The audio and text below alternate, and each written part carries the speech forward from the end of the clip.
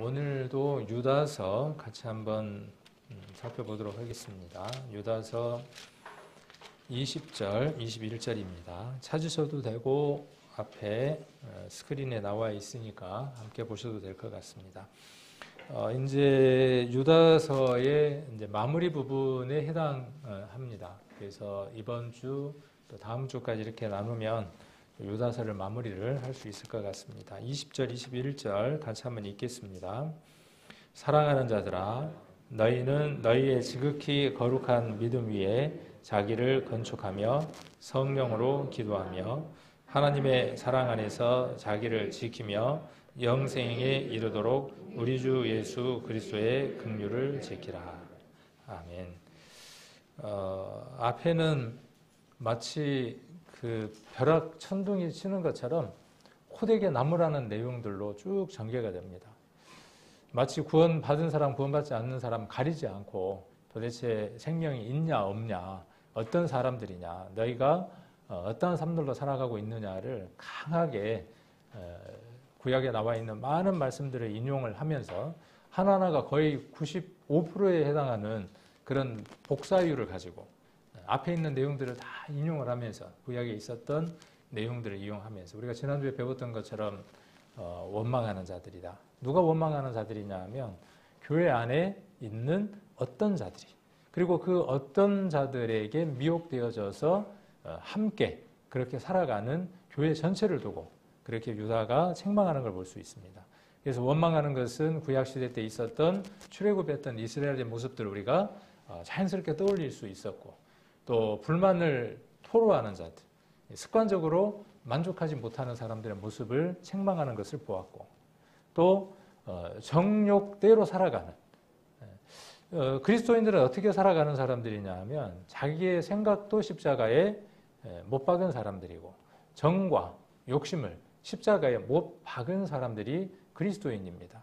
그렇게 살아가지 못하고 있는 교회 안에 외부로 보았을 때에 분명히 성도라고 불리우는 그들에게 강하게 질책의 얘기를 하고 있습니다. 그런데 갑작스럽게 20절에 딱 접어들면 용어 하나가 너무 부드러운 용어 하나로 바뀌는 걸 볼 수 있습니다. 그래서 사랑하는 자들아 라고 이렇게 바뀝니다. 그러면 우리가 부모가 자녀를 책망하는 것처럼, 책망할 때는 정말 자식이 아닌 것처럼, 정말 남들이 봤을 때 정말 부자지간이 맞는가 할 정도로 인연을 끊자고 했었고 막 심하게 그렇게 책망을 합니다. 정말 네가 내 자식이 맞냐? 앞에 서두의 내용이 그런 내용들이죠. 네가 내 자식이면 정말 그럴 수 있어? 내 이름에다가 먹칠을 할 수 있어? 라고 하는 그 하나님의 그 마음을 유다가 대변하고 있는 거죠. 그러다가 우리가 자녀들 책망할 때도 그렇잖아요. 내가 이렇게 너를 책망하고 이렇게 하는 것은 내가 정말 너를 사랑하기 때문에, 내가 너를 사랑하고 네가 나 자녀임으로 나의 사랑을 받아야 하는 것처럼 내가 다른 곳에서도 내 이름을 더럽히지 않고 내가 너를 사랑을 하는 것처럼, 내 사랑을 받는 것처럼 어느 곳에서도 사랑받는 그런 사람이 됐으면 좋겠다 하는 마음을 담은 거죠. 그래서 사랑하는 자들아 라고 이야기를 합니다. 그래서 21절에도 보면 그 사랑이 어떤 사랑인가를 이야기하느냐 하면 하나님의 사랑 안에서 이렇게 이야기를 하고 있죠. 이 사랑은 못 받아들일 것이 없습니다. 하나님의 사랑 안에 있으면, 하나님의 사랑 밖에 있으면 어때요? 세상의 사랑도, 부모와 자식 간의 사랑도, 이성 간의 사랑도 드라마로 꾸며져서 영화로 만들어져서 수많은 관객을 울립니다. 하나님의 사랑 안에 있으면 어떨까요? 우리가 하나님의 사랑 안에 있으면요, 세상 사람들이 감동하는 그 감동에 이상의 사랑을 하는 사람들이죠. 그런데 우리는 말씀 따로, 살아가는 삶 따로 그런 것이죠. 우리에게 말씀이 필요하고 또 이런 시간들이 필요하고 교제가 필요한 이유는 어디에 있느냐 하면 그런 우리들을 있는 대로 드러내고 그 드러낸 부분들이 추하고 부족하고 망가져 있을지라도 우리는 그러한 인생이라고 하는 것들을 확인하며 예수님이 없이는 단 하루도, 단 1초도 0.001초도 우리는 의로운 삶을, 사랑할 수 있는 삶을 살아갈 수 없음을 서로 확인해 나가는 것이죠. 그럴 때 누가 더 귀하게 여겨지는 거죠? 예수 그리스도가, 하나님이. 그리고 그 사랑을 입은 피값 주고 사신 성도가 귀할 수밖에 없는 거죠. 그런 것 안에 살아가면 어떤 문제가 있겠습니까? 이게 온전하게 이루어지는 날이 있을까요? 우리가 살아생전에 100% 이루어지는 날이 있을까요? 없습니다. 그러니까 없으니까 하지 말자는 얘기인가요? 아니요. 그 일을 이루시는 분이 계시다는 거예요. 그걸 우리 안에서 소원하시는 분이 계시다는 거예요. 우리는 그 소원대로, 그 소욕대로, 성령의 소욕대로 살아가는 거죠. 그리고 이 불완전한 것이 완전하게 되는 그날 이루어지는 것이죠. 우리는 이렇게 살아가는 거예요. 무엇 하느냐 하면 그냥 흉내만 내고 살아가는 거죠. 그렇게 살아가려고 발버둥을 치며 살아가는 겁니다. 매일 이루어지지 않는 내 자신을 보면서 십자가에 그것이 넘겨지고 그리스도의 십자가가 내게 더 크게 와닿고, 그것이 온전하게 이루어지는 날이 어느 때냐 하면 주님이 오셔야만 이루어지는 거죠. 이 세상에 오시는 날은 재림하시는 날이고, 내 개인적인, 세상 모든 사람들에게 개인적으로 이루어지는 그날은 우리가 이 세상을 떠나는 날입니다. 우리 요 근래 한 10년 사이에 우리 성도 가운데에 우리가 아는 성도들이 그 부르심을 받고 가셨습니다. 얼마 전에도 명절 가운데에 또 우리가 아는 성도님의 자매님이 또 소천하셨죠. 그런 일들을 우리 경험하면서 늘 있는 일들이니까 우리 성도님들은 어떤 생각을 하고 살아가십니까? 저는 그 생각을 참 많이 해봅니다. 나도 어느 날 그런 부름을, 소천이라 그러죠. 그런 부름을 내가 들을 텐데, 그 부름에 내가 예하고 대답하는 날 나는 어떤 모습으로 서 있을까?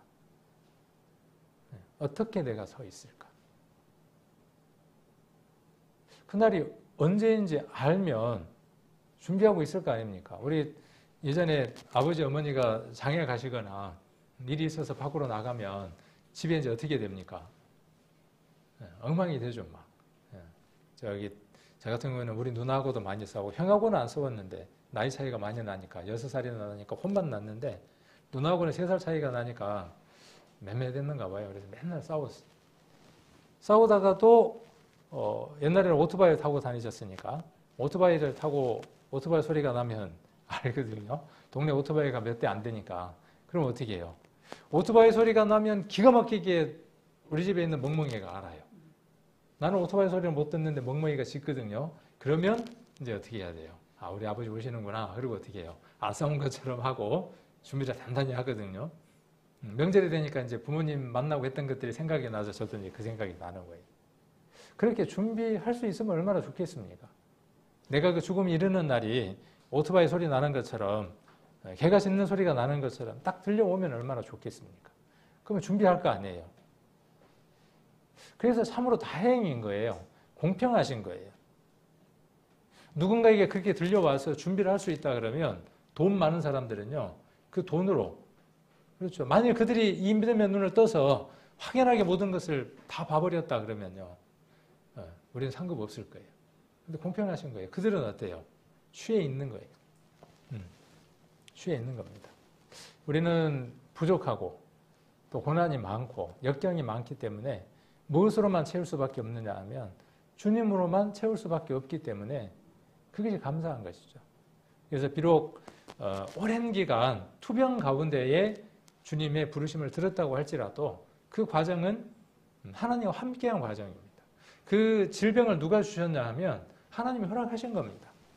그래서 무슨 일 하고 간 거냐 하면 주님 일하고 간 겁니다.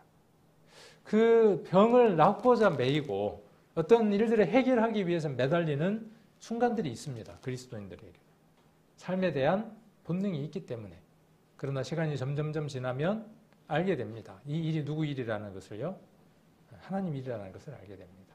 죽음을 앞두고 있는 사람에게 하나님의 일은 그 죽음을 맞는 일이 하나님의 일인 겁니다.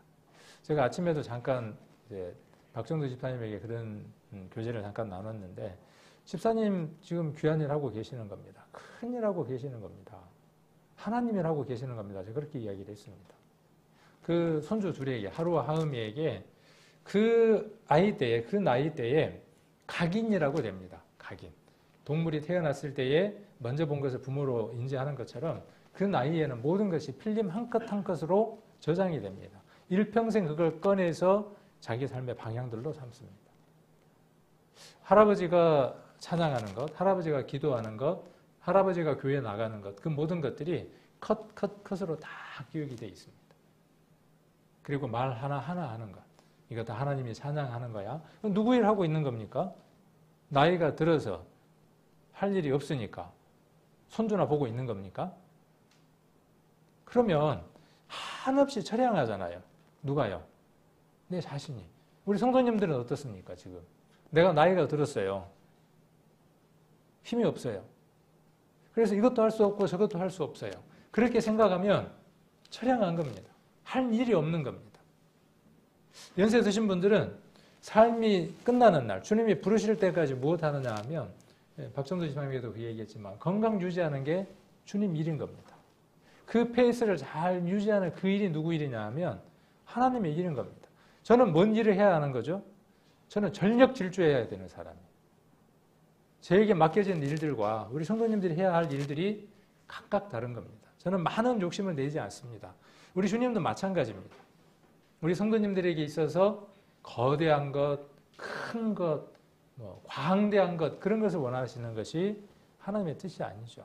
하나님의 일을 하는 것은 의외로 가까운 데 있습니다. 가정 가운데에서 우리 성도님들이 본이 되어지는 것. 성도가 교회를 가지 않으면 가족들이나 주변에 있는 사람들은 저 사람 교회 다니는 사람인데 왜 교회를 안 가? 라고 생각을 하는 겁니다. 그것 자체가 뭐냐 하면 하나님의 이름을 본되지 않게 하는 것이죠.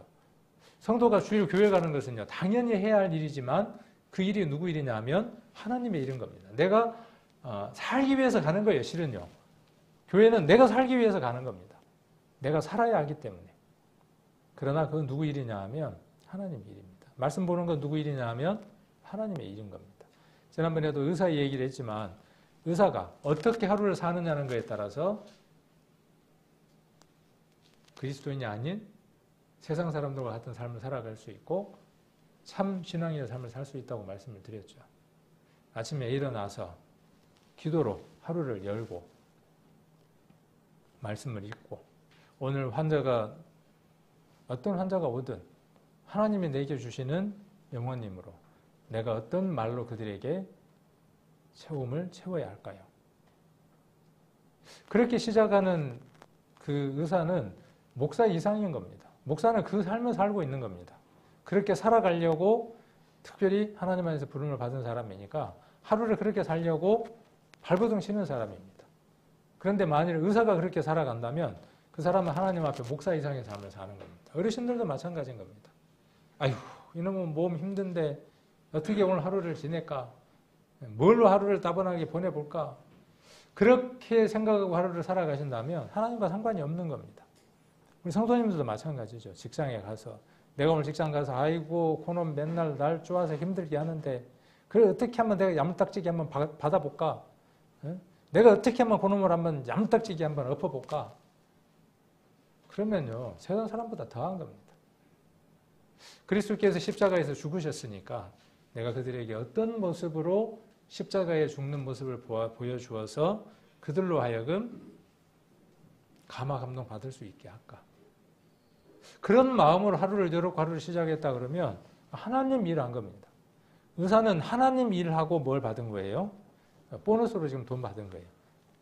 우리의 삶은 그래야 합니다. 그러지 못한 삶을 사는 사람들이 어떤 사람들이냐 하면 권위를 없이 여기는 삶을 사는 겁니다. 결론이 거기에요. 우리가 말씀 안에 있지 않으면 말씀을 순종할 수 없습니다. 말씀을 순종하지 않는 사람이 어떤 사람이냐 하면 하나님의 권위를 없이 여기고 거스리는 사람들입니다. 여기 사랑하는 자들은 어떤 자들이냐 하면 유다의 사랑하는 사람들은 누구냐 하면 그런 삶을 살아가는 사람들입니다. 조건이나 형편에 관계없이 어떤 상황이든지 말씀을 순종하며 살아가는 사람들, 그 사람들이 어떤 사람들이냐 하면 사랑하는 사람들입니다. 사랑하는 자들입니다. 누구에게 사랑을 받습니까? 하나님과 사람에게 사랑받는 사람입니다. 교회 안에서도 귀한 사람입니다. 교회 안에서 함부로 말하지 않습니다. 이런 사람은 교회는 함부로 말하지 않습니다. 판단하거나 정죄하거나 평가하는 말을 함부로 하지 않습니다. 듣든 듣지 않든. 그런데 그 말씀을 업신여기고 하나님의 권위가 그분이 내 안에 계셔서 나를 지금 통치하고 계시는데도 불구하고 그 왕의 명령을 내가 업신여기기 때문에 여기가 그의 나라라 그랬어요. 우리가 왕이라고도 이야기하지만 이 나라의 왕이 누구냐 하면 그리스도고 하나님입니다. 그분이 우리 땅을 통치하고 이끌어 가시는 거죠. 그 왕의 명령에 순종하는 겁니다. 이스라엘은 그거 좋아했어요? 안 좋아했어요? 이스라엘은 그거 싫어했어요. 구약의 얘기가 그 얘기인 겁니다. 뭐 달라는 거예요? 우리도 다른 이방처럼 왕을 달라는 거예요. 멋있잖아요. 뽀대 있고. 보이는 왕을 달라는 거예요. 여러분들도 그렇습니까? 그렇지 않죠. 그런 사람이 어떤 사람들이냐? 그렇게 살아가는 사람들이 사랑을 받는 사람들, 또 사랑을 하는 사람들. 자, 그래서 사랑하는 자들아, 너희는 너희의 지극히 거룩한 믿음 위에 이 말씀을 조금 자세하게 한번 살펴보도록 하겠습니다.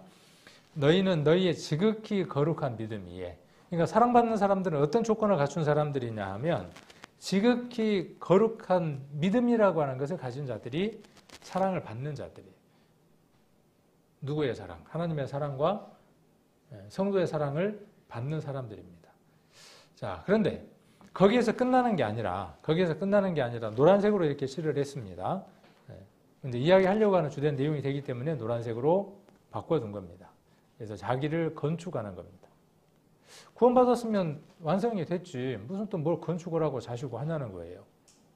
성경을 늘 읽어보라고 말씀을 드렸죠. 복음에 대한 얘기가 있으면 믿음이 이루어졌다, 믿음을 받았다, 구원을 받았다, 거룩해졌다. 그런 말씀들이 있으면 항상 어떻게 하라고 제가 말씀을 드렸던가요? 그 성경 구절을 읽고 앞에 있는 내용과 뒤에 있는 내용을 함께 읽어야만 온전하게 읽는 것이다 라고 말씀을 드렸죠. 항상 어떤 것이 나오느냐 하면 우리가 구원받았다. 그전에는 뭔 얘기가 나와요? 우리가 어떠한 자였는가에 대한 얘기가 나옵니다.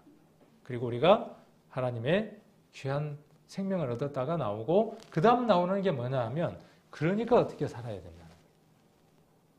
열심히 착하게 선하게 살면 그렇게 살면 이것을 가운데 있는 이것을 이루어진다 주신다가 아니라 거룩한 삶이 있는데 그 거룩한 삶을 향해서 부지런히 열심히 달려가면 거룩해진다라고 말씀하고 계시는 게 아니라 이미 거룩한 자이므로 거룩한 삶을 살아가는 것이 마땅하다. 그런데 지금 어떻게 살아가고 있어? 라고 이야기하고 있는 게 말씀이죠. 어떻게 하면 거룩한 사람이 되는지, 왜 우리가 거룩하지 못한 사람이었는지를 다루고 있는, 이 세 부분을 다루고 있는 것이 말씀이라고. 거룩하지 못한 자였다, 거룩한 자가 되었다, 거룩한 삶을 살아가는 자여야 된다. 구원을 얻어야 한다. 그렇죠? 구원을 얻어야 한다. 구원을 얻었다. 구원을 또 이루어 가야 한다. 이렇게 이야기할 수 있는 것과 마찬가지입니다. 그래서 여기 자기를 건축하라 하는 것은 지난번에 우리가 수요일날 말씀드렸던 것처럼 칭의라고 하는 게 있었어요. 우리를 의롭다 하고 하나님이 부르셨습니다. 그 다음 무엇이 있다 그랬습니까? 칭의라고 하는 게 있고 또 무엇이 있다 그랬어요? 기억하시는 분? 기억 못해도 상관없습니다. 생각이 날 테니까.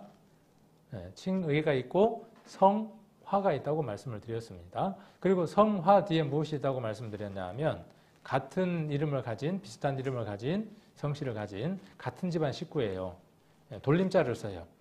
영화라고 있습니다. 그렇죠. 칭의, 성화, 영화. 성경에 이런 말 나옵니까? 안 나옵니까? 단어가 나와요? 안 나와요? 칭의라는 단어 없어요. 성화라는 단어도 없어요. 영화라고 하는 단어도 없어요. 휴가라고 하는 단어 성경에 있어요? 없어요? 없어요. 그러나 우리가 사용하는 단어 가운데에 성경에 그리스도인들이 갑자기 사라지는 그 일들을 전달할 수 있는 세상의 언어가 있어요. 그 언어를 우리가 사용해서 쓰는 겁니다. 휴거라고. 칭의, 하나님이 불러서 의롭다 함 하셨다 라는 단어를 칭의라고 하는 말로 쉽게 용어로 바꾼 겁니다. 삼위일체라는 말 성경에 없습니다. 그러나 하나님은 한 분이시고 쇠위격을 갖고 계시고 그 쇠위격이 한 분이시다. 그래서 삼위일체다 이렇게 이야기를 하는 거죠. 복잡하죠. 그러나 그런 내용들이 있기 때문에 그런 용어로 그것을 우리가 교리화해서 서로 공유하기 위한 것들로 쓰는 겁니다. 성화도 마찬가지예요. 어디에 성화가 있냐 그런 말이 그러면 답답한 거예요. 참 말하기 어려워요. 성화는 두렵고 떨림으로 너희 구원을 이루라 하는 말씀으로 우리가 연결되어질 수 있는 말씀이라고 말씀을 드렸습니다. 그래서 자기를 건축한다고 말하는 이 말씀은 어떤 것으로 다 우리가 연결 지어 볼 수 있습니까? 두렵고 떨림으로 너희 구원을 이루라고 하는 말씀들과 맥을 같이 해서 이해를 해볼 수 있다는 것이죠. 이 말씀을 들으면 자기를 건축하며 하는 이 얘기를 들으면 어떤 성경들이 떠오릅니까? 여러분들은 성경을 얼만큼 읽었느냐는 것에 따라서 이 구절을 읽었을 때 여러분들이 연결할 수 있는 많은 말씀들이 있을 겁니다. 저는 여기에 연결되는 말씀을 구약부터 시작해서 오늘 하루 종일 이야기할 수 있을 것 같아요. 하루 종일은 좀 과장됐을까요? 오늘 1시간 시간이 부족해요. 이거 갖고 이야기를 해도. 이거 하나만 가지고 이야기를 해도. 떠오르죠. 여러분들도. 여러분들이 들었던 읽었던 말씀들 가운데에 자기를 건축한다는 것과 같은 맥을 하는 성경들이 많이 떠오르죠. 그렇게 채워가는 겁니다. 우리 안을 채워가고 그 말씀들 속에서 우리가 살아갈 때 우리 자기가 건축되어지는 거죠. 어떤 말씀이 떠오릅니까? 가장 먼저. 자기를 건축한다 그랬을 때. 우리 고린도 교회에 보냈던 내용들이 떠오르죠. 집을 짓는다는 내용이 나오죠. 한번 찾아볼까요? 고린도전서 3장입니다. 잘 아시는 말씀이지만 확인은 부족할 게 없습니다. 3장 10절입니다.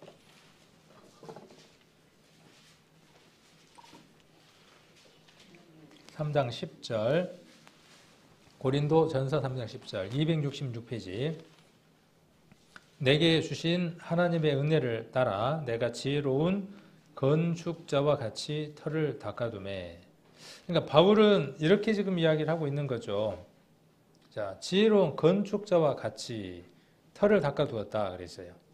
그러니까 바울은 터도 닦았고 또 무엇도 하는 사람이라고 자기를 표현하느냐 하면 지혜로운 건축자와 같다 이렇게 표현을 했습니다. 우리도 이 일을 하는 사람들입니다. 터를 닦는 일을 하는 겁니다. 터 닦기 먼저 해야죠. 터는 왜 닦습니까? 집을 짓기 위해서. 지난주엔가 그렇게 말씀드렸던 것처럼 터를 10,000평을 닦아놓고 돈이 많아서 바닥도 파고 한 몇 층쯤 짓도록 지하까지 파고 10,000평입니다. 한 평도 아니고 10,000평을 파가지고 지하 5층까지 털 파기를 했어요. 그래서 맨 첫 층에다가 지상에다가 뭘 했냐 하면 콘크리트 타설을 해서 튼튼하게 뭘 해놨냐 하면 털을 닦아냈어요. 물론 그거 할 때 뭐해요? 몇 층 올라가도록 기둥에 대한 철근들 다 세우죠. 그렇게 세웠어요. 자랑거리예요? 자랑거리가 아니에요. 10,000평 땅에다가 집을 짓는다. 자랑거리 아니에요. 그런데 여기 보니까 그 터가 몇 평짜리예요? 이건 잴 수 없는 평수예요. 예수 그리스도라고 하는 터는 잴 수가 없어요. 측량할 수 없는 터예요. 거기에 우리가 지금 기초가 박혀 있는 거죠.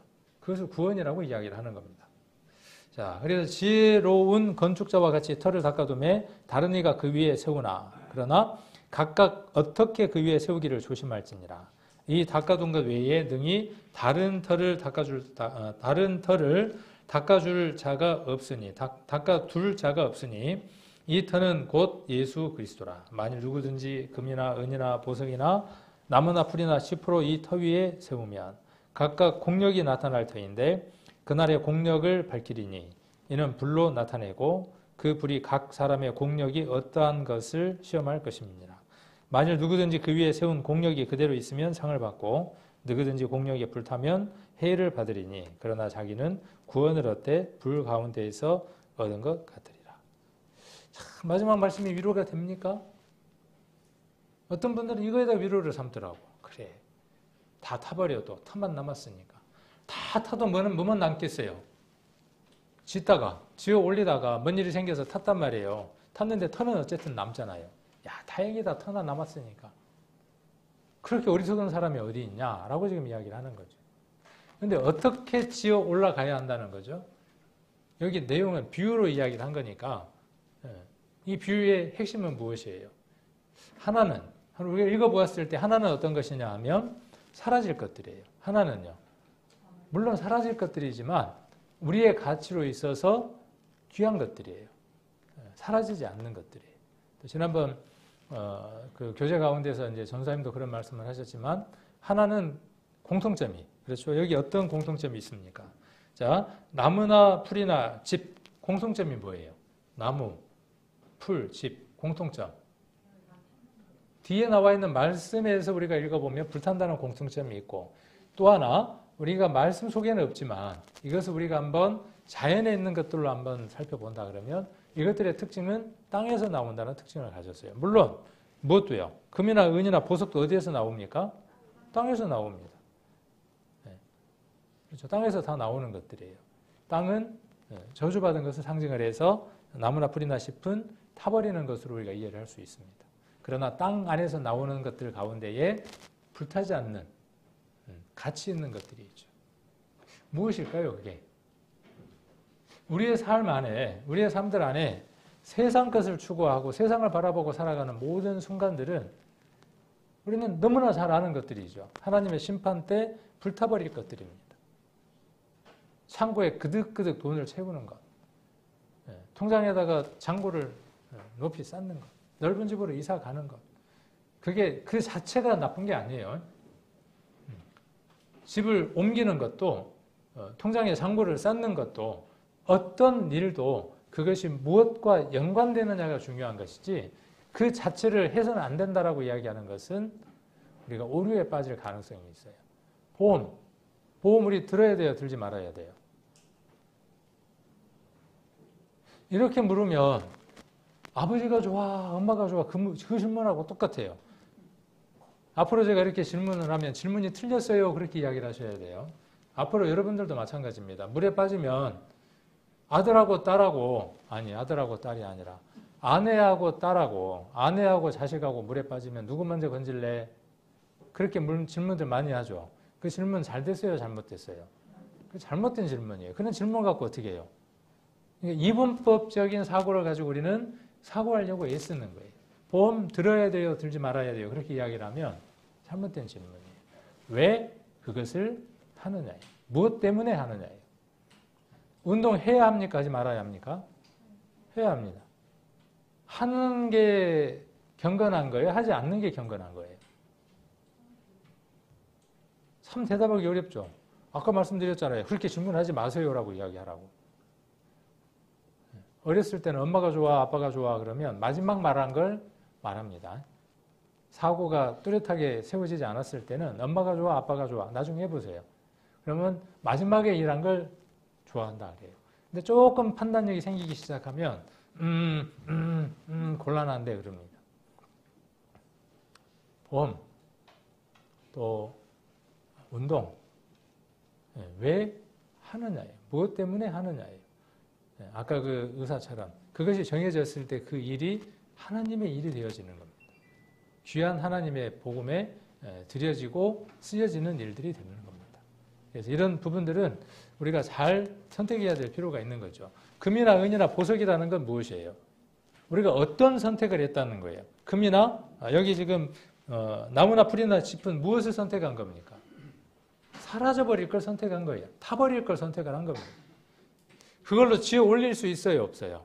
지어 올릴 수가 없어요. 지금은 지어진 것처럼 보이는 거예요. 잠깐은 지어져 있는 걸로 보이는 겁니다. 집이 맞아요. 오늘 하루도 우리 성도님들은 그 선택의 기로에 있는 겁니다. 집을 지어 올라가는 선택 가운데 있는 겁니다. 부지런히 지어 놓은 분들도 있어요. 지어 놨는데 한번 불이 나면 싹 타버리는 거죠. 터는 있지만. 그래서 어떤 선택을 하느냐예요. 여러분들이 어떤 선택도 하지 않으면 둘째 간다 그랬죠.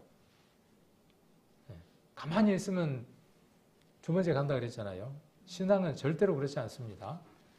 우리 성도님들 가만히 있으면 껄끄럽습니다. 가만히 앉고 있으면 껄끄러워요. 가만히 있으면 안 돼요. 반드시 매 순간순간마다 선택해야만 합니다. 누구를요? 무엇을? 그것이 하나님을 기쁘게 하는 일인 겁니다. 그렇게 지어져 가는 겁니다. 그렇게 지어야 하는 겁니다. 또 에베소서도 한번 보겠습니다. 이런 말씀들은 우리가 신약에서 찾을 수 있고 우리가 많이 아는 말씀들이기 때문에 확인 차원에서 또 한번 살펴보도록 하겠습니다. 3장 17절. 자, 지극히 거룩한 믿음 위에 그랬고 여기도 17절을 보시면 믿음으로 말미암아 그랬어요. 동일하게 믿음으로 말미암아 그리스도께서 너희 마음에 계시게 하옵시고. 자, 그러면 예수님이 우리 안에 계시게 하는 방법은 뭐라고 지금 여기에서 에베소서에서 바울이 이야기하는 거죠? 예수님이 우리 안에 계시게 하는 방법은 뭐예요? 여기 믿음으로 말미암는 거예요. 믿음으로 말미암아 그리스도께서 너희 마음에 계시게 하는 거죠. 그리고 너희가 사랑 가운데에서 뿌리가 박히고 터가 굳어져서, 여기는 이제 식물로 어떤 면으로 보면 조금 비유가 된 면도 있죠. 그래서 뿌리가 박혀야 하는 거죠. 그래서 뿌리 이야기하면 씨 뿌리는 비유도 생각이 나고, 그래서 뿌리가 박히고 터가 굳어져서, 지난번에 우리 그 열매 없는 가을 나무 보셨죠? 어디에서 이야기했었죠? 누나 유다서에서 이야기를 했죠. 그렇죠? 태풍이 와서 넘어져 버린 그 나무, 열매 없는 나무. 그런데 뿌리가 어떻게 되어져야 되죠? 깊이 뿌리를 박으면 태풍이 와도 쓰러지지 않는 겁니다. 웬만한 고난이 와도 무너지지 않는 거죠. 그래서 뿌리가 박혀야 하는 겁니다. 뿌리가 내려가는 것도 중요하지만 그 뿌리가 어떻게 해야 되죠? 넘어지지 않도록 확 흙들을 움켜쥐고 있어야죠. 저는 이것이 경험상 있습니다. 그가 비록 구원받지 못했더라도 교회 안에 열심히 참석하는 것을 기준으로 삼은 사람은, 그것을 자기의 신앙의 모토로 삼은 사람, 나는 어떤 예배든 빠지지 않겠다라고 모토로 삼은 사람은 반드시 구원받는 것을 받습니다. 비록 구원함을 받았을지라도 교회에 참석하고 성도들과 함께하는 것에 마음을 두지 않으면 뿌리를 내리지 못하고 떠나는 것을 많이 보았습니다. 비록 내가 서툴고 비록 내가 구원을 제대로 간증하지 못하고 살아가는 모습이 부족하다고 할지라도 좀 종교적인 모습들로 우리에게 평가받을 수도 있어요. 혹은 그렇게 평가하기도 합니다. 저 사람 구원을 못 받았는데 하여튼 열심은 있는 것 같아. 그렇게 살아가는 사람들이 결국은 하나님의 의를 이루는 것을 참 많이 봅니다. 그래서 교회에 뿌리를 내려야 합니다. 이 교회는 보이는 교회와 보이지 않는 교회 둘 다 이야기하는 겁니다. 교회, 성경은 교회를 보이는 교회와 보이지 않는 교회 둘 다를 이야기를 합니다. 보이는 교회를 무시하고 보이지 않는 교회만 중요하게 생각하는 사람은 망가진 신앙을 합니다. 반드시 실패합니다. 앞선 믿음의 역사가 그것을 증거합니다. 복음주의 교회가 무엇을 강하게 이야기하느냐 하면 범우주적인 교회, 보이지 않는 그 교회를 강하게 이야기합니다. 그래서 그들에게는 무엇이 약하냐 하면 예배에 참석하는 열정들이 아주 약한 사람들이 많습니다. 왜? 내가 오늘 어디 있어도 돼요? 어디 있어도 괜찮아요. 왜요? 하나님의 몸은 어디 있어도 하나니까. 하나는 맞지만 하나는 어때요? 주님이 오실 때까지는 어떻게 해야 됩니까? 이 공동체, 하나님이 주신 공동체 안에 참석해서 그 역할들을 하는 것이 보이는 교회에 대한 하나님의 뜻이에요. 기우면 되지 않는 거죠. 우리 안에 그런 기운 것들이 있었어요. 그래서 보험도 어때요? 필요 없어. 배우는 것도 필요 없어. 한 면은 맞다고 말씀을 드렸죠. 왜 필요하냐가 중요한 것이지 무엇 때문에 그 일을 하느냐가 중요한 것이죠. 있다 없다 해야 된다 말아야 된다보다 더 중요한 것이 무엇이냐 하면 왜 그것을 내가 하려고 하는가, 하고 있는가요. 거기에 하나님이 없으면 그건 풀이나 짚이나 나무입니다. 여러분들이 하는 그 시간 모두 안에 하나님이 계시지 않으면 그건 불타버릴 것들입니다. 여러분들이 어떤 형편 가운데 있을지라도 어디에 있을지라도 여러분들이 하나님과 함께 하신다면 금이고 은이고 보석의 시간을 보내는 겁니다. 그런 분들은 이곳에 와 계시는 거예요. 그래서 뿌리를 박히고 얘기를 조금 더 중심을 둬서 말씀을 드렸고요. 18절 능히 모든 성도와 함께 여기다가 이렇게 별표를 해 두셔야 합니다. 신앙은 혼자가 아닙니다.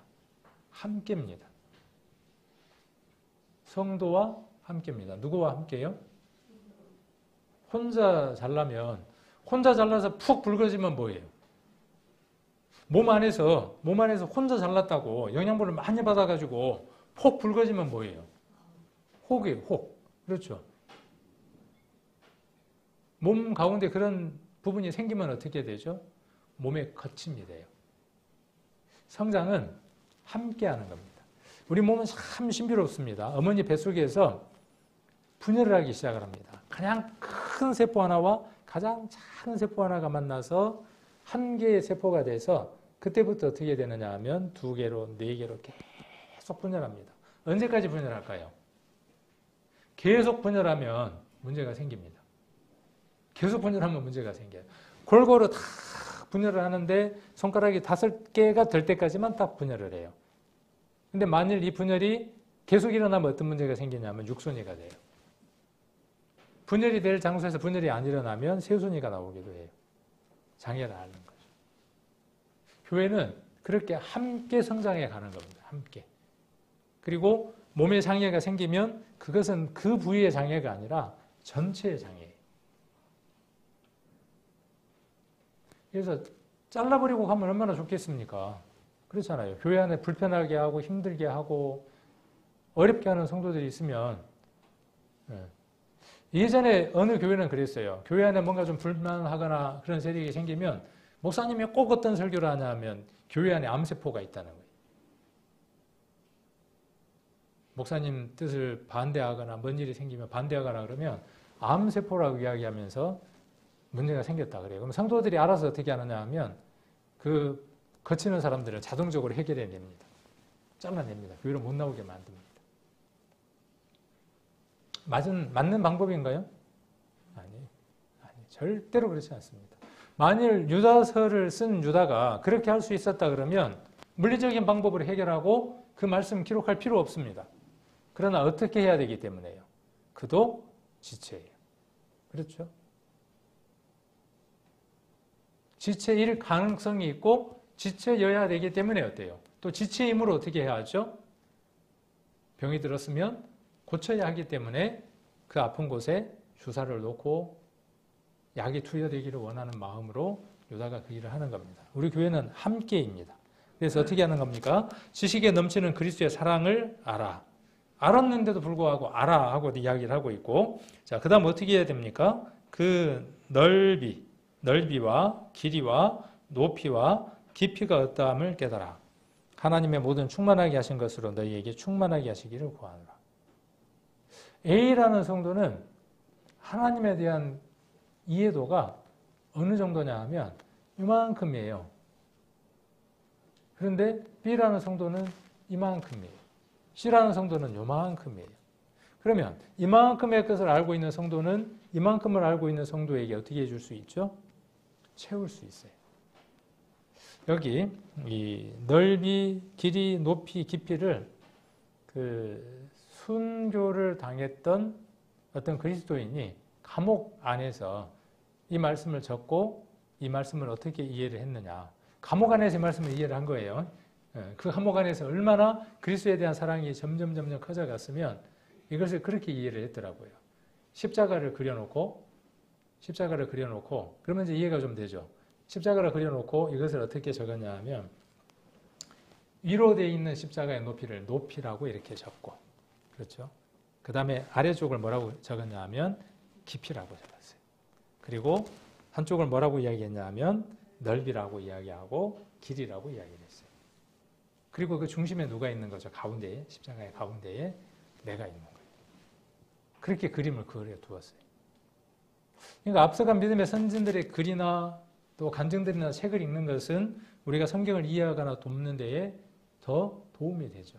또 다른 사람에게 전달될 때도 도움이 되죠.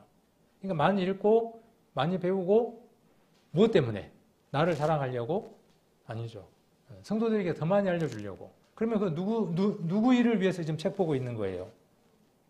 예전에는 책 보는 시간이 아까웠어요. 그런다고 제가 성경을 그만큼 더 부지런히 봤을까요? 가만 보니까 그렇지도 않더라고. 신앙서적을 읽는 동안에 신앙서적을 읽으면서 제 마음이 어떠냐 하면 내가 이 시간에 성경을 더 봤어야 되는데 그러면서 어때요? 그 책 읽던 걸 접습니다. 여러분들도 그럴 수 있어요. 그리고 뭘 봐요? 성경을 봐요. 그러면 좋을 텐데 접고 뭐 하나 하면 딴 거 하고 있어요. 그렇지 않더라고요. 그래서 많이 신앙서적도 보시고 말씀도 많이 보시고 많은 걸 경험하십시오. 그래야 많이 열어서 더 많은 사람들에게 보여줄 수 있습니다. 이것이 내 안에 있는 그리스도의 높이를, 내 안에 있는 그리스도의 깊이를 더 깊게 알 수 있게 하는 거죠. 어느 사람의 바다는 알고 있는 그 바다가 50m밖에 안 돼요. 제일 깊은 바다가 몇 m일까요? 우리 전도집회 때 배웠잖아요. 10,000m가 넘죠. 마리아나 해구 근처에 있는. 제일 높은 산은 몇 m죠? 그렇죠. 우리 알고 있죠. 제일 높은 산과 제일 깊은 바다가 어디인지를 알고 있잖아요. 모르는 사람 있어요, 없어요? 모르는 사람들도 있어요. 모른다고 살아가는데 불편함 있어요, 없어요? 전혀 없어요. 그거 모른다고 사는데 뭐가 불편합니까? 그러나 그것을 이해하는 데에 있어서는 다를 수 있죠. 그리스도를 향해서 어떤 사람은 인제 10m 내려간 사람도 있고 수천 미터를 내려가 있는 사람도 있어요. 내려가다 보면 별의별 생물들을 보고 경험하겠죠. 위로 하늘 위로 계속 올라가다 보면 보이는 하늘만 쳐다보는 사람과 저 밖으로 넘어간 사람의 경험은 분명히 다를 겁니다. 한쪽은 넓이고 한쪽은 길이라 그랬어요. 그리스도를 알아가는 그 넓이와 길이가. 물론 이것은 무엇으로 표현할 수도 있느냐 하면 우리가 메타라고 적을 수도 있고 센티미터라고 적을 수도 있고 1cm. 1cm면 여기서 여기까지가 1일 그 말이죠. 그 다음에 1제곱미터 그러면 어떻게 돼요? 요렇게가 1, 이렇게가 1일 그 말이죠. 그럼 뭐가 나오죠? 넓이가 나오는 거죠. 그걸로도 설명을 할 수 있어요. 거기에 높이가 있으면 어떻게 돼요? 높이가 있으면 한 공간이 되는 거죠. 이 공간은 어떻습니까? 가로와 세로가 있고 그다음 높이가 있죠. 한 공간이 나오는 거죠. 그러면 그게 어떻게 되죠?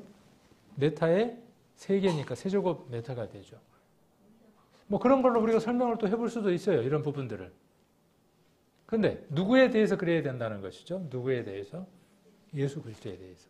혼자 많이 알아요. 많이 알고 있는 거 막 나누면 손해볼 것 같아요. 예전에 제가 이제 여장년회에서 성경 공부하는 방법을 이렇게 알려드렸어요.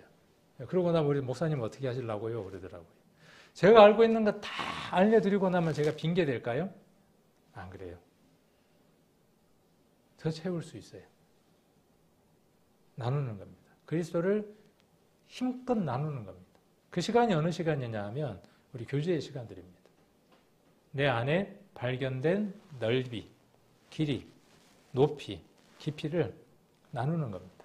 그러면 어떻게 될까요? 서보지 말고 성경에서 어떻게 된다고 말씀하고 계십니까? 넓이와 길이와 높이와 깊이를 알면 어떻게 돼요? 짜증나요? 막 그때부터? 뚜껑이 막 열려요? 여기 충만해진다고요. 충만해지는 거예요.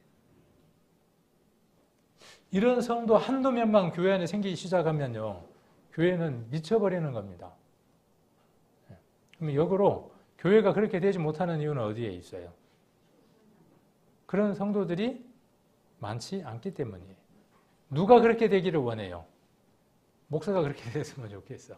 우리 교회 구역장이 그렇게 됐으면 좋겠어. 누군가가 그렇게 되기를 간절히 원해. 나는요? 나는 아니야. 나는 아직 부족한 거예요. 그래서 말씀 한번 서보세요. 그러면 뭐예요? 나는 아직 멀었어. 있는데 내게 그 높이도 있고 깊이도 있고 넓이도 있고 길이도 있음에도 불구하고 어떻게 될 것 같으니까? 평가받을 것 같으니까. 판단받을 것 같으니까. 혹은 내가 그렇게 판단하거나 또 그렇게 받아들였기 때문에 나도 그럴 것 같아. 그래서 서기를 두려워하는 마음도 없지 않아 있어요. 그러나 다 다릅니다.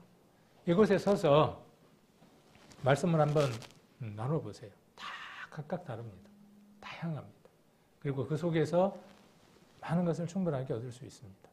우리가 너무나 익숙하고 좋은 것들에 여러분들이 익숙해져 있어서 그렇지, 여러분들이 정말 낮은 마음이 되고 수원지가 낮은 상태가 돼서 설교자의 설교를 여기서 들으면요, 누가 이곳에서 말씀을 선포하더라도요, 그 시간 충만한 은혜를 누릴 수 있습니다. 저는 어느 날 아주 교만한 사람이었어요. 어느 날 한동안은. 그때를 한번 되짚어 보면 어느 때였냐 하면 들을 게 없다고 생각했기 때문이에요. 내가 설교자보다, 앞에 선 사람보다, 아니면 구역 모임 때 이야기하는 그들보다 내가 더 많이 안다고 자만했을 때예요. 들을 게 없어요. 먹잘 게 없어요. 그런데 그 기준이 사라지면 제가 지금 제 안에 이루어졌던 것들을 성도님들에게 공유하는 것처럼 그런 상황이 되면 누가 이야기하든 그 안에서 충만하게 채울 수 있습니다. 그리고 제가 알고 있는 것과 그분이 설교한 것들이 더해져서 시너지 효과라 그러죠. 더 큰 것들이 알아집니다. 설교의 시간에. 그래서 메모할 수밖에 없어요. 설교 시간에. 그분의 것들만 적는 게 아니라 그 순간 나를 통과하는 그 말씀들을 통해서 내가 알아주고 배워진 것들이 많기 때문에 손을 놓고 있을 수 없어서 적을 때들이 많습니다. 제가 정상이에요. 제가 잘하고 있는 게 아니고 제가 지극히 어떤 상태냐 하면 그냥 표준이에요. 잘하고 있는 게 아니라 그냥 보통이에요. 보통.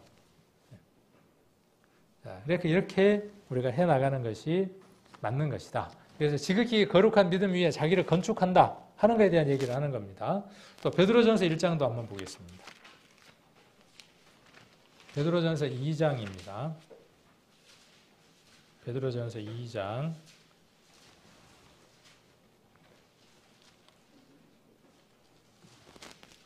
1절, 여기도 9절까지는 봐야 하지만 그냥 1절, 2절, 3절까지만 보겠습니다. 베드로전서 2장 1절, 2절, 3절 같이 한번 읽겠습니다. 그러므로 모든 악독과 모든 괴율과 외식과 시기와 모든 비방하는 말을 버리고 갓난 아이들 같이 순전하고 신령한 젖을 사모하라. 이는 이로 말미암아 너희로 구원에 이르도록 자라게 하려 함이라. 너희가 주의 인자하심을 맛보았으면 그리하라. 3절을 쉬운 말로 바꾸면 뭘까요? 구원받았으면이라고 바꿀 수 있겠죠.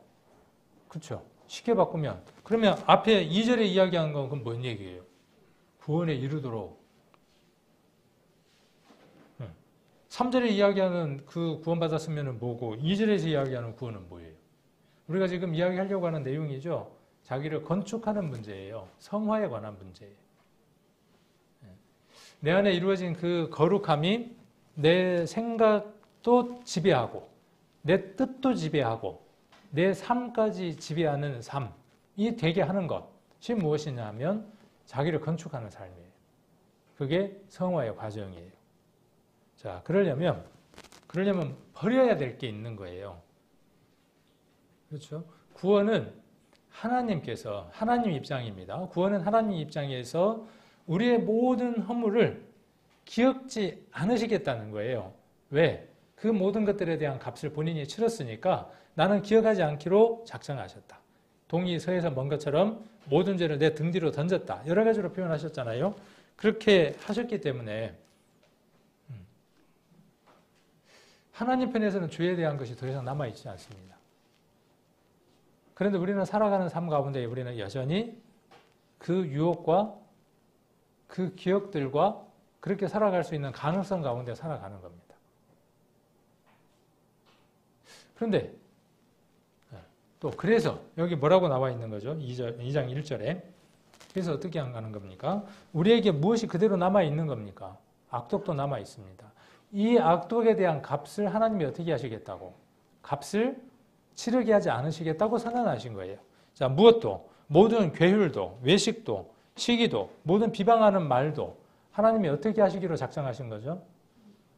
나 그거 신경 안 쓸게 라고 작정하신 거예요. 근데 우리에게는 여전히 그것이 남아있다고 지금 선언하고 있는 거죠, 성경에.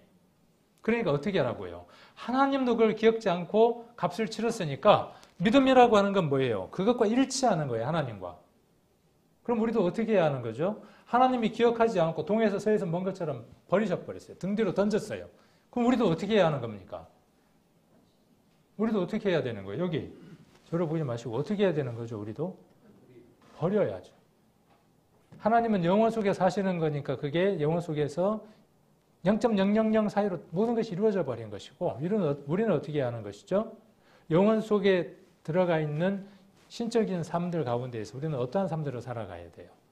그것이 삶 속에서 이루어지는 삶을 살아야 하기 때문에 우리는 어떻게 해야만 하는 거예요? 버려야 되는 거예요. 그러면 우리는 버려야 될 것이 무엇인지를 찾는 삶을 사는 겁니다. 버리면 어떻게 될까요? 버리면 그 버린 자리에 다른 걸 채울 수 있어요. 그래서 뭘 채우는 거죠? 그 안에다가 버리고 말씀을 채우는 거죠. 갓난아이들 같이 순전하고 신령한 젖을 사모하는 거죠. 자, 이렇게 해서 구원에 이르게 자라가는 겁니다. 3장도 한번 베드로후서 3장도 한번 보겠습니다. 베드로후서 3장 18절 마지막 절이죠. 베드로가 이 말씀을 기록하고 마지막 결론으로 이야기를 하는 겁니다. 이 결론도 한번 보세요. 베드로 전서 후서에 뭔 얘기를 하겠습니까? 우리가 구원받은 사람이다. 구원받기 전에 이런 사람이다. 구원은 이렇게 받았다. 이렇게 살아가야 된다. 얘기하는 거겠죠? 다른 얘기 아니니까 세 가지니까. 결론은 뭘로 결론을 내립니까? 베드로후서 3장 18절을 보시면 같이 한번 읽겠습니다. 오직 우리 주 곧 구주 예수 그리스도의 은혜와 저를 알아가는 지식에서 자라가라. 영광이 이제와 영원한 날까지 저에게 있을지어다. 영광이 영원한 날까지 예수님에게 하나님에게 있으려면 우리가 어떻게 살아야 할까요? 그 얘기인 거예요. 지금 우리가 살아가는 가운데에 그분께 영광 돌려드리는 삶을 살아가는 것이 그분을 영원토록 세세토록 영광 가운데 있게 살아가게 하는 겁니다. 자, 그러려면 은혜와 그랬죠. 예수 그리스도의 은혜와 그랬어요. 은혜와. 그다음 저를 아는 지식에서 어떻게 해야죠? 자라가는 겁니다. 그러니까 우리는 생물이에요, 생물. 심겨진 나무이기도 하고 어떤 동물이기도 하고 비유를 한다면 물고기일 수도 있어요.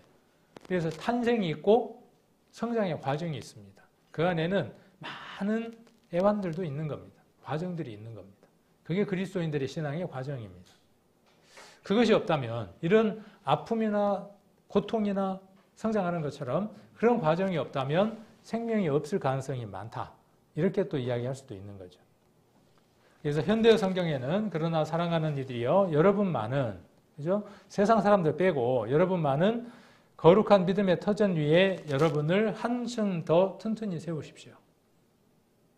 자, 그리고 가톨릭 성경에는 그러나 사랑하는 여러분은 지극히 거룩한 믿음을 바탕으로 성장해 나가십시오. 성령 안에서 기도하십시오. 현대 성경에는 성령으로 기도하며를 성령의 힘과 능력으로 받아 늘 기도하는 생활을 하십시오. 이렇게 이야기를 하고 있죠. 성령을 받으면 힘과 능력을 받을 수 있어요.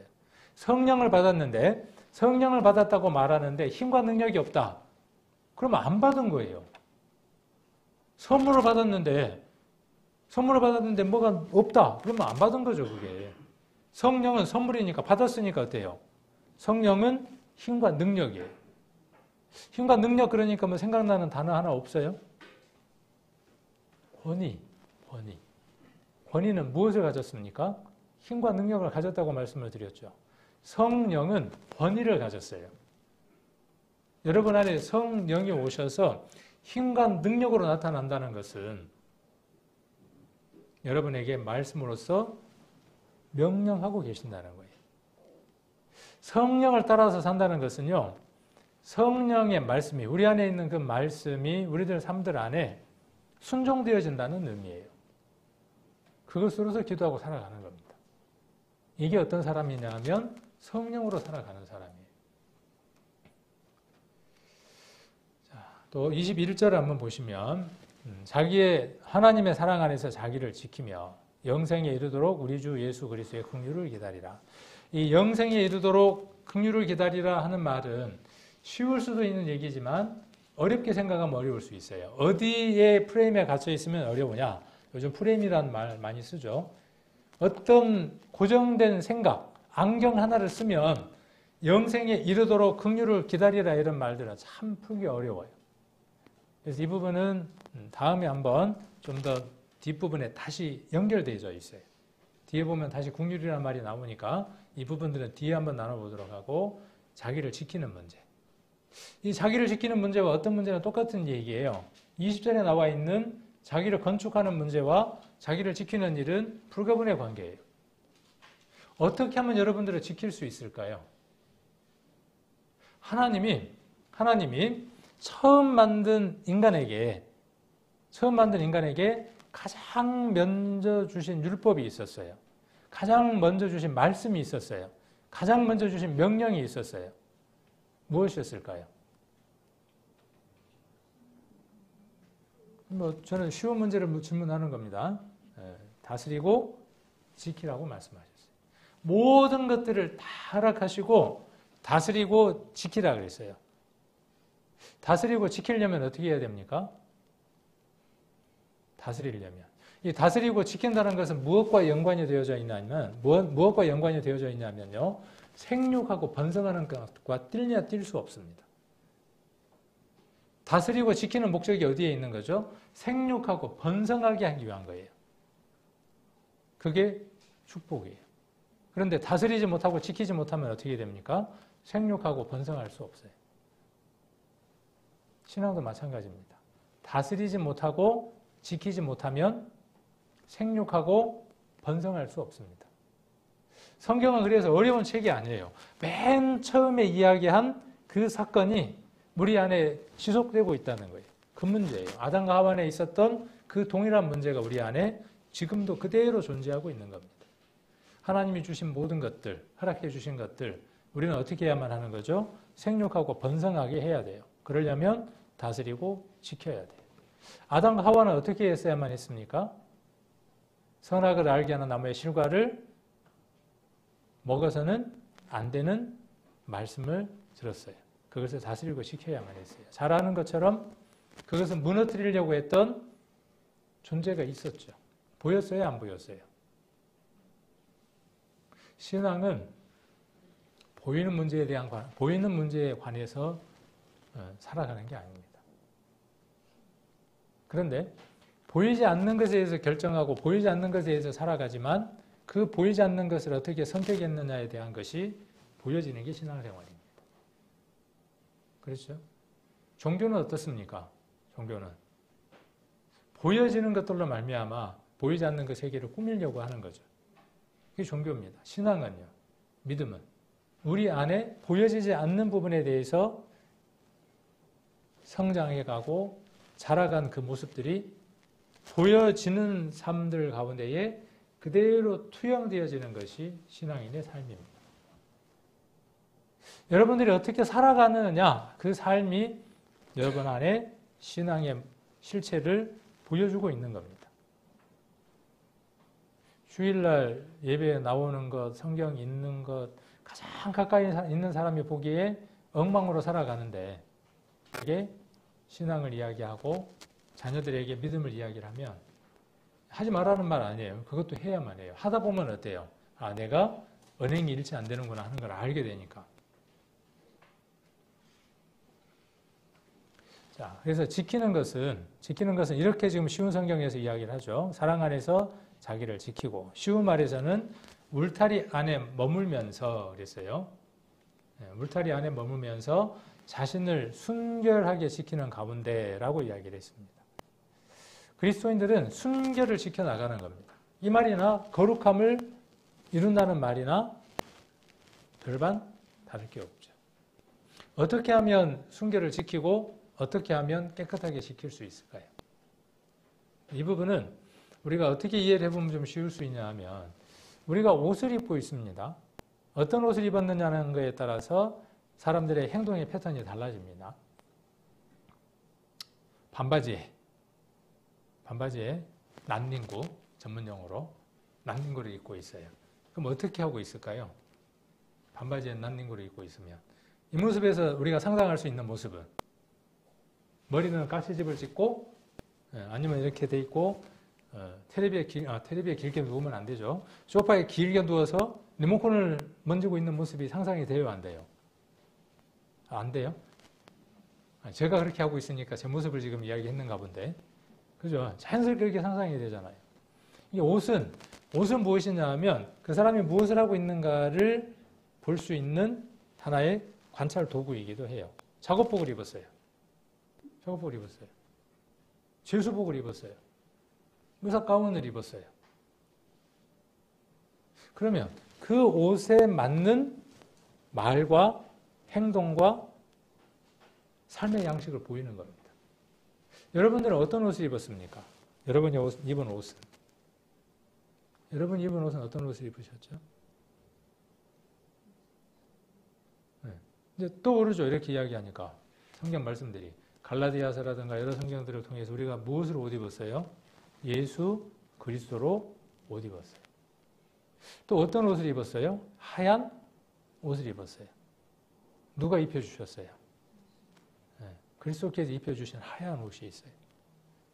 그러면 우리 옷에는 어떤 이름이 막 붙었냐 하면 Made in Jesus, Made in God. 하나님이 만들었다고 하는 상표가 덕지덕지 붙었어. 온 옷에 붙었어. 자랑스러워요, 안 자랑스러워요? 이 옷 하나 입으면요. 자랑스럽죠. 우리가 이전에 그랬죠. 이 옷이 어떤 옷이냐는 것에 따라서 행동 거지가 달라지죠. 옷이 양복 한 벌이 뭐 몇백만 원, 몇천만 원짜리가 있대요. 저는 그런 옷 쳐다도 못 봤는데 그런 옷 입으면 어떻게 했어요?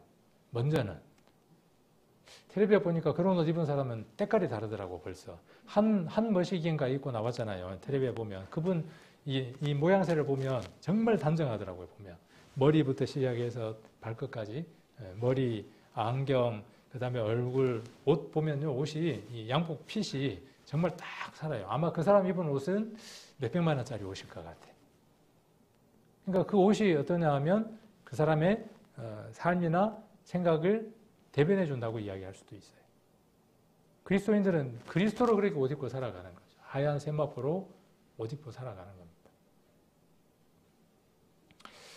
유다서 공부하기 전에 우리가 요한 1서를 공부했습니다. 그리고 요한 1서에서 마지막 절이 무엇이었습니까? 기억이 안 나면 얼른 보셔도 됩니다. 마지막 절이 무엇이었습니까? 오늘 이 말씀과 연결이 돼요? 연결이 안 돼요? 연결이 돼요. 근데 거기서는 무엇에서 자신을 지키라 그랬죠? 우상에서. 우상이 무엇이 우상입니까? 오늘 찾아야 될 말씀이 많은데 시간이 다 됐으니까 이 정도에서 정리를 해도 될 것 같아요. 우상이 무엇이 우상이에요? 레위기를 보면 무엇이 우상이라고 되어져 있냐 하면 헛것이 우상이에요. 그러니까 우리가 무엇을 향해서 살아가느냐가 헛것을 보고 살아가느냐, 하나님 보시기에는 뭐예요? 자기를 못 지킨 거예요. 그게 자기를 더럽히는 삶을 살아가는 겁니다. 누구를 바라보고 살아가는 삶? 하나님을 바라보고 살아가는 그 삶은 자신을 지키는 삶을 살아갈 수 있어요. 사라지지 않는 것들이에요. 그래서 한번 보면 여기 레위기 적어놨네요, 제가. 그래서 레위기에 기록되어 있는 말씀을 보면 그러므로 너희는 내 명령을 지키고 너희 있기 전에 행하던 가증한 풍습을 하나라도 쫓음으로. 이 가증한 풍습, 우상을 섬기는 것들부터 시작을 하죠. 그게 헛것이라는 거예요. 자, 그게 뭐냐 하면 더럽히는 거예요. 헛것을 향해서 살아가는 것, 그것이 무엇이냐 하면 자기를 더럽히는 겁니다. 그러면 그 방향을 틀어서 누구를 향하는 것? 하나님을 향하는 것이 누구를 지키는 거예요. 지키는 거예요. 그러니까 나를 지키는 건 어렵지 않아요. 쉬워요. 순간순간마다 아무것도 선택하고 있지 않는 자신을 발견하는 것이 출발입니다. 아침부터 깨었어요. 어떤 것도 선택하지 않고 멍 때리고 있어요. 헛것이잖아요, 그게. 그 시간 나를 더럽히고 있는 거예요. 그 출발점부터 달라지시면 됩니다. 너희보다 먼저 그 땅에 살던 백성이 행하던 역겨운 풍습을 하나라도 행하지 말라. 역겨운 풍습이라고 그랬죠. 자, 그리고 우리가 잘 아는 것처럼 요한계시록 19장 8절에는 그에게 허락하사 빛나고 깨끗한 세마포를 입게 하셨다. 누구에게 빛나고 깨끗한 세마포를 입게 했습니까? 여기 바른 성경에는 그에게라고 할 때 그가 누군지를 구체적으로 이야기해 주고 있어요. 신부예요. 구원받은 성도, 구원받은 교회를 신부라고 이야기를 하죠. 이것을 우리 각각 개인에게 적용하면 우리 자신들입니다. 우리 자신들이 어떤 옷을 입었냐 하면 빛나고 깨끗한 세마포 옷을 입는 것이 허락이 됐어요. 그 옷을 입었습니다. 이 세마포는 무엇이라고 이야기를 했습니까? 성도들의 옳은 행실입니다. 그러니까 우리가 옳은 행실을 행하지 않고 살아가면 그 세마포는 더럽혀질 수밖에 없습니다. 더럽혀지면 어떻게 해야 되죠? 우리의 옳은 행실이 매일 그렇게 살아가면 좋지만 그렇게 행하고 살지 못할 때 세마포가 더럽혀져요. 그럼 어떻게 해야 돼요? 어디에다 갖다 빨아야 돼요? 계시록에 답이 나오죠. 어디에다 빨아야 됩니까? 예수 그리스도의 보혈에 빠는 거죠. 그랬을 때 정결하게 깨끗하게 되는 겁니다. 갈라디아서 3장, 골로새서 3장에 보면 한번 갈라디아서는 찾아보겠습니다. 골로새서를 찾아보겠습니다. 골로새서 3장 9절.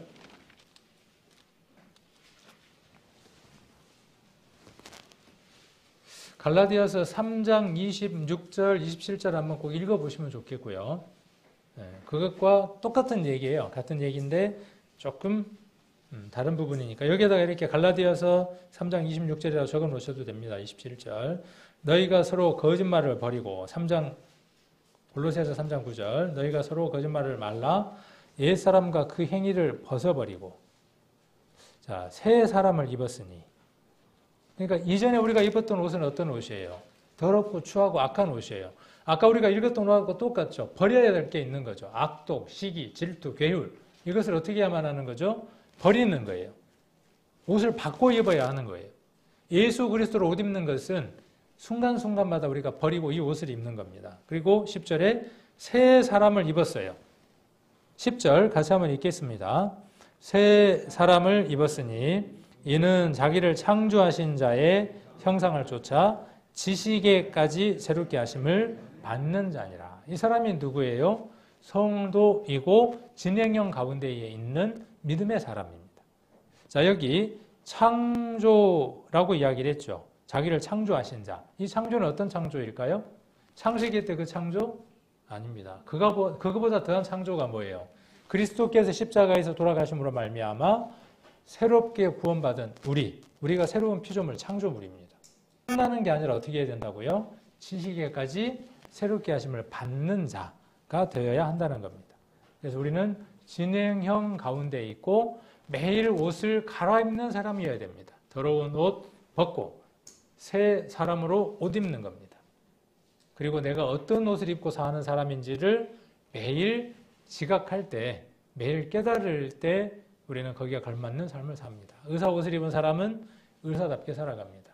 죄인 복을 입은 사람은 죄수처럼 삽니다. 그런 실험했던 것 제가 한번 이야기 드렸죠. 심리학자들이 실험을 했습니다. 죄수복을 입히고 갇힌 공간 안에 두니까 일정 시간이 지나니까 어떻게 행동하더라고요? 죄수처럼 행동하더라는 거예요. 옷은 그만큼 중요합니다. 우리는 어떤 옷을 입었냐 하면 예수 그리스도로 옷 입은 자들입니다. 그래서 오늘 말씀을 정리를 해보면 자기를 지키고 자기를 건축하는 자들, 누구 안에서? 그리스도 안에서. 그렇게 함께 지키고 함께 지어져 가는 삶을 살아가는 우리 성도님들 되시기를 간절히 원합니다.